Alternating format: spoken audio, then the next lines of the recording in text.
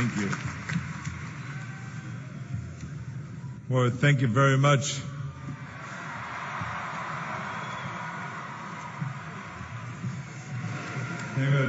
Hello, everybody. What a great introduction. What a wonderful thing. What a great welcome I'm getting here. So thank you very much. I mean, I haven't heard applause like that since I announced that I was going to stop acting.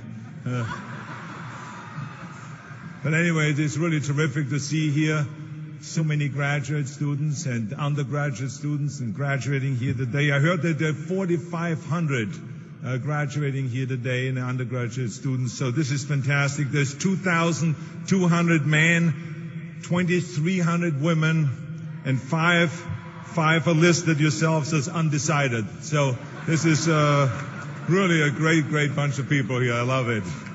But seriously, President Sample, trustees, faculty, family, friends, and graduates, it is a tremendous privilege to stand before you this morning.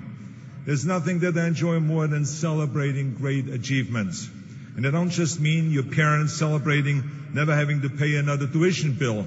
That's not what I'm talking about. I'm talking about just celebrating the great accomplishments. So let me congratulate the Trojan class of 2009 on your graduation from one of the finest universities in the world. Let's give our graduates a tremendous round of applause. What a special day. What a great accomplishment.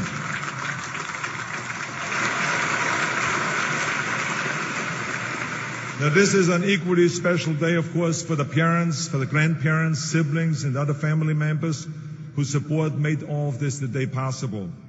And let's not forget, of course, the professors, those dedicated individuals who taught you, who came up with exciting ways to share your vast wisdom, knowledge, and experience with you. And I must also say thank you to President Sample for honoring me with this fantastic degree. Thank you very much. Wow. Arnold Schwarzenegger, Doctor of Humane Letters. I love it.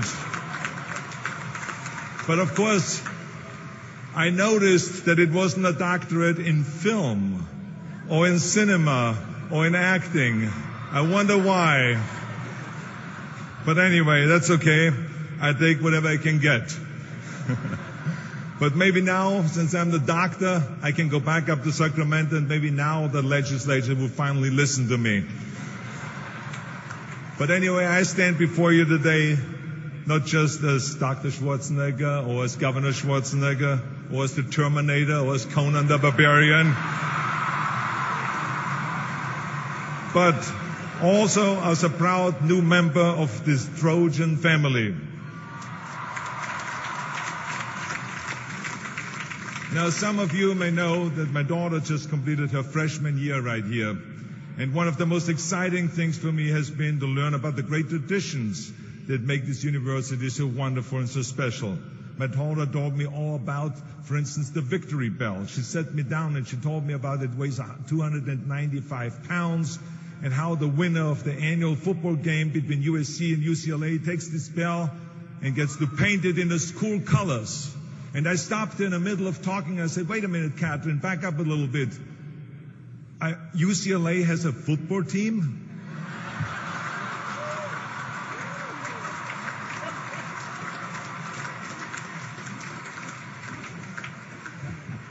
Now, of course, my daughter's journey here at USC is just beginning, and yours is ending.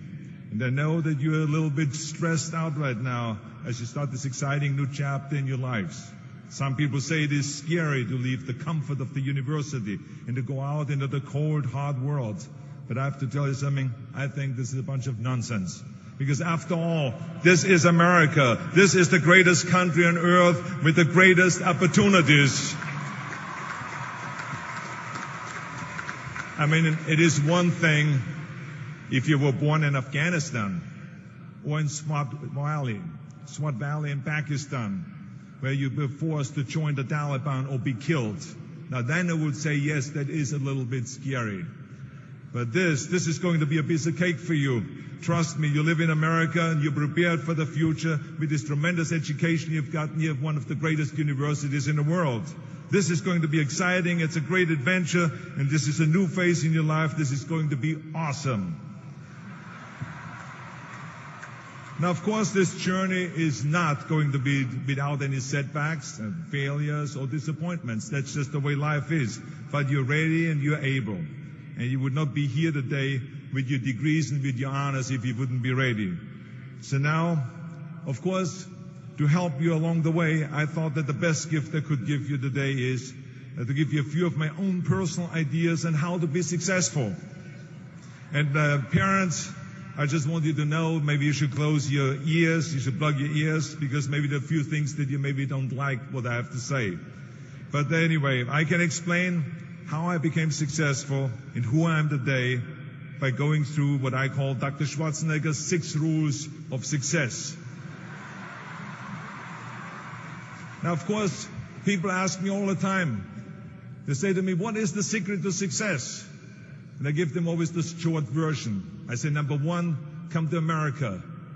Number 2, work your butt off. And number 3, marry a Kennedy. But anyway. But anyway, these are the short rules. Now today I'm going to give you the 6 rules of success.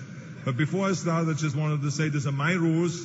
And I think that they can apply to anyone, but that is for you to decide, because not everyone is the same. There's some people that just like to kick back and coast through life, and others want to be very intense and want to be number 1 and want to be successful. And that's like me. I always wanted to be very intense.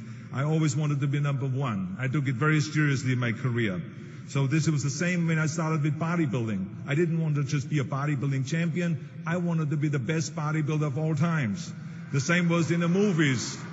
I didn't want to just be a movie star. I wanted to be a great movie star that's the highest paid movie star and have above the title billing.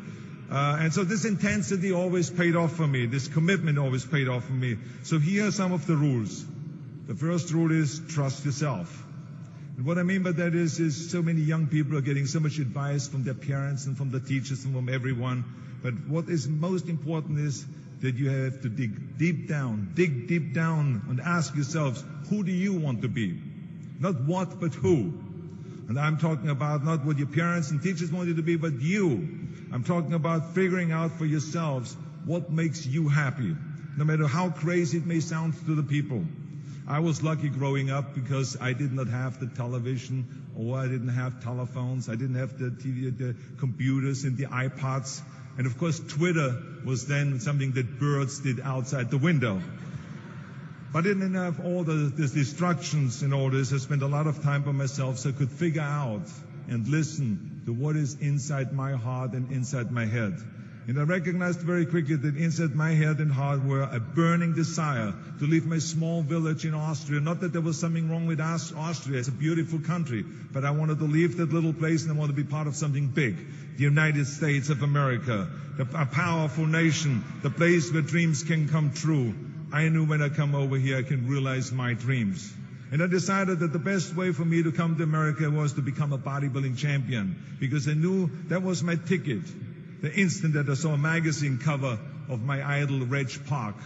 He was Mr. Universe. He was starring in Hercules movies. He looked strong and powerful. He was so confident. So when I found out he got that way, I became obsessed, and I went home and I said to my family, I want to be a bodybuilding champion. Now you can imagine how that went over in my home in Austria. My parents, they couldn't believe it. They would have been just happy if I would have become a police officer like my father, or married someone like Heidi, who had a bunch of kids and ran around like the Van Trapp family in Sound of Music. That's what my family had in mind for me. But something else burned inside me. Something burned inside me. I wanted to be different. I was determined to be unique. I was driven to think big and to dream big. Everyone else thought that I was crazy. My friends said, if you want to be a champion in a sport, why don't you go and become a bicycle champion or a skiing champion or a soccer champion? Those are the Austrian sports. But I didn't care. I wanted to be a bodybuilding champion and use that to come to America and use that to go into the movies and make millions of dollars. So, of course, for extra motivation, I read books on strongmen and on bodybuilding and looked at magazines. And one of the things I did was I decorated my bedroom window, my bedroom wall, Right next to my bed, there was this big wall that I decorated all with pictures. I hung up pictures of strongmen and bodybuilders and wrestlers and boxers and so on. And I was so excited about this great decoration that I took my mother to the bedroom and I showed her. And she shook her head. She was absolutely in shock. And tears started running down her eyes. And she called the doctor. She called our house doctor. And she brought him in and she explained to him, there's something wrong here. She said, she looked at the wall with the darkness. She says, where did I go wrong? I mean, all of Arnold's friends have pictures on the wall of girls. And Arnold has all these men, but it's not just men, they're half naked. And they're oiled up with baby oil. I mean, what is going on here? Where did I go wrong? So you can imagine the doctor shook his head and he said, there's nothing wrong. At this age, you have idols and you go and have those. This is just quite normal. So this is rule number one. I wanted to become a champion. I was on a mission. So rule number one is, of course, trust yourself no matter how and what anyone else thinks. And of course, rule number two is break the rules. We have so many rules in life about everything. I say break the rules, not the law, but break the rules. My wife has a t-shirt. My wife has a t-shirt that says, well-behaved women rarely make history. Well, you know, I don't want to burst her bubble, but the same is true with men. It is impossible to be a maverick or a true original if you're too well-behaved and don't want to break the rules. You have to think outside the box. That's what I believe. After all, what is the point of being on this earth if all you want to do is be liked by everyone and avoid trouble? The only way that I ever got any place was by breaking some of the rules. After all, I remember that after I was finished with my bodybuilding career, I wanted to get into acting and I wanted to be a star in films. You can imagine what the agents said when I went to meet all those agents. Everyone had the same line that it can't be done. The rules are different here. It says, look at your body. You have this huge, monstrous body, overly developed, that doesn't fit into the movies. You don't understand. This was 20 years ago, the Hercules movies. Now there's the little guys that are in. Dustin Hoffman, Woody Allen, Chuck Nicholson, before he gained weight, of course, that is. But anyway, those are the guys that were in. And the agent also complained about my accent. He says, no one ever became a star with an accent like that, especially not with a German accent. And yes, I can imagine with your name, Arnold Schwarzenegger, or whatever the name is, on a billboard. Yeah, that's going to draw a lot of tickets and sell a lot of tickets. You're right. So this is the kind of negative attitude they had, but I didn't listen to those rules. Even though they were very nice and they said, look, we can get you some bit parts. We can get you to be playing a wrestler or a bouncer. Oh, maybe with your German accent, we can get you to be a Nazi officer in Hogan's Heroes or something like that. But, I didn't listen to all this. These were their rules, not my rules. I was convinced I could do it, that if I worked as hard as I did in bodybuilding, 5 hours a day, and I started getting to work, I started taking acting classes, took English classes, took speech classes, dialogue classes, accent removal classes I even took. I remember running around, a fine wine grows on a vine. You see, because Germans had difficulties with the F and the W and the V. So fine wine grows on a vine. I know what some of you now say is, I hope that Arnold got his money back. But let me tell you something. I had a good time doing those things and it really helped me. And finally, I broke through. And I started getting the first parts in TV, Streets of San Francisco. Lucille Ball hired me. I made Pumping Iron, Stay Hungry. And then I got the big break in Conan the Barbarian. And there the director said, if we wouldn't have Schwarzenegger, we would have to build one. Now think about that. And then when I did Terminator, I'll be back. Became one of the most famous lines in movie history, all because of my crazy accent. Now think about it. The things that the agent said will be totally a detriment and will be impossible for me to get a job. All of a sudden became an asset for me. All of those things, my accent, my body and everything. So it just shows you never listen that you can't do something. And you have to work your way up, of course, run for something else first. I mean, it was the same when I ran for governor. The same lines that you have to work your way up, it can't be done. And then, of course, I ran for governor, and the rest, of course, is history. They said you have to start with a small job as mayor, and then as assemblyman, and then as lieutenant governor, and then as governor. And they said, that's the way it works in a political career. I said, I'm not interested in a political career. I want to be a public servant. I want to fix California's problems and bring people together and bring the parties together. So like I said, I decided to run. I didn't pay attention to the rules, and I made it, and the rest is history. Which, of course, brings me to rule number 3. Don't be afraid to fail. Anything I've ever attempted, I was always willing to fail. In the movie business, I remember that you pick scripts. Many times you think this is a winning script, but then, of course, you find out later when you do the movie that it didn't work, and the movie goes in the toilet. Now, we have seen my movies, Red Sonja, Hercules in New York, Last Action Heroes. Those movies went in the toilet. But that's okay, because at the same time, I made movies like Terminator and Conan and True Lies and Predator and Twins that went through the roof. So you can't always win, but don't be afraid of making decisions. You can't be paralyzed by fear or failure, or you will never push yourself. You keep pushing because you believe in yourself and in your vision. And you know that it is the right thing to do, and success will come. So don't be afraid to fail.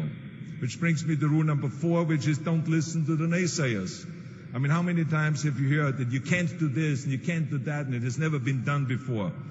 Just imagine if Bill Gates had quit when people said it can't be done. I hear this all the time. As a matter of fact, I love it when someone says that no one has ever done this before, because then when I do it, that means that I'm the first one that has done it. So pay no attention to the people that say it can't be done. I remember my mother-in-law, Eunice Kennedy Shriver, when she started Special Olympics in 1968, people said that it would not work.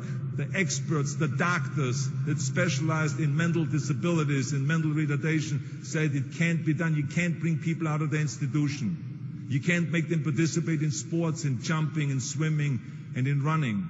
They will hurt themselves. They will hurt each other. They will drown in the pool. Well, let me tell you something. Now, 40 years later, Special Olympics is one of the greatest organizations in 164 countries, dedicated to people with mental disabilities and with intellectual challenge. And she did not take no for an answer. And the same is when you look at Barack Obama. I mean, imagine if he would have listened. If he would have listened to the naysayers, he would have never run for president. People said it couldn't be done, that he couldn't get elected, that he couldn't beat Hillary Clinton, that he would never win the general election. But he followed his own heart. He didn't listen to the you can't, and he changed the course of American history. So over and over you see that if I would have listened to the naysayers, I would still be in the Austrian Alps yodeling. I would never have come to America. I would have never met my wonderful wife, Maria Shriver. I would have never had the wonderful 4 kids. I would have never done Terminator, and I wouldn't be standing here in front of you today as governor of the greatest state of the greatest country in the world. So I never listened that you can't. I always listened to myself and said, yes, you can. And that brings me to rule number 5, which is the most important rule of all. Work your butt off. You never want to fail because you didn't work hard enough. I never wanted to lose a competition or lose an election because I didn't work hard enough. I always believed leaving no stone unturned. Muhammad Ali, one of my great heroes, had a great line in the 70s when he was asked, how many sit-ups do you do? He said, I don't count my sit-ups. I only start counting when it starts hurting. When I feel pain, that's when I start counting, because that's when it really counts. That's what makes you a champion. And that's the way it is with everything. No pain, no gain. So many of those lessons that I apply in life, I have learned from sports, let me tell you, and especially that one.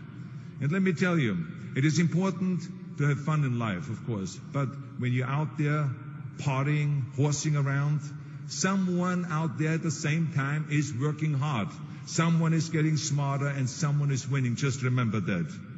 Now, if you want to coast through life, don't pay any attention to any of those rules. But if you want to win, there's absolutely no way around hard work. None of my rules, by the way, of success will work unless you do. I've always figured out that there's 24 hours a day. You sleep 6 hours, and you have 18 hours left. Now, I know there's some of you out there now and says, well, wait a minute, I sleep 8 hours or 9 hours. Well, then just sleep faster, I would recommend. Because you only need to sleep 6 hours, then you have 18 hours left, and there's a lot of things you can accomplish. As a matter of fact, Ted Turner used to say always, early to bed, early to rise, work like hell, and advertise. And of course, all you know, you know already those things, because otherwise you wouldn't be sitting here today. Just remember, you can't climb the ladder of success with your hands in a pocket. And that takes me to rule number 6, which is a very important rule. It's about giving back. Whatever path that you take in your life, you must always find time to give something back. Something back to your community, give something back to your state or to your country. And my father-in-law, Sergeant Shriver, who is a great American, truly great American, who started the Peace Corps, the Job Corps, legal aid to the poor. He said at Yale University to the students at the commencement speech, tear down that mirror. Tear down that mirror that makes you always look at yourself. And you will be able to look beyond that mirror, and you will see the millions of people that need your help. And let me tell you something, reaching out and helping people will bring you more satisfaction than anything else you've ever done. As a matter of fact, today, after having worked for Special Olympics and having started after-school programs, have promoted fitness, and now with my job as governor, I can tell you, playing a game of chess with an 8-year-old kid in an inner-city school is far more exciting for me than walking down another red carpet of a movie premiere. So let me tell you, as you prepare to go off into the world, remember those 6 rules. Trust yourself, break some rules, don't be afraid to fail, ignore the naysayers, work like hell, and give something back. And now let me leave you with one final thought, and I will be brief, I promise. This university was conceived in 1880, back when Los Angeles was just a small frontier town. 125 classes of Trojans have gone before you. They have sat there exactly where you sit today, in times, in good times and in bad, in times of war and in times of peace, in times of great promise and in times of great uncertainty. Through it all, this great country, this great state, this great university have stood tall and persevered. We are in tough times now, and there's a lot of uncertainty in the world, but there's one thing certain: we'll be back. And we will be back. We will be back stronger and more prosperous than ever before, because that is what California and America has always done. The ancient Trojans were known for their fighting spirit, their refusal to give up, their ability to overcome great odds. So as you graduate today, never lose that optimism and that fighting spirit. Never lose the spirit of Troy. Because remember, this is America, and you are USC Trojans, proud, strong, and ready to soar. Congratulations, and God bless all of you. Thank you very much. Thank you.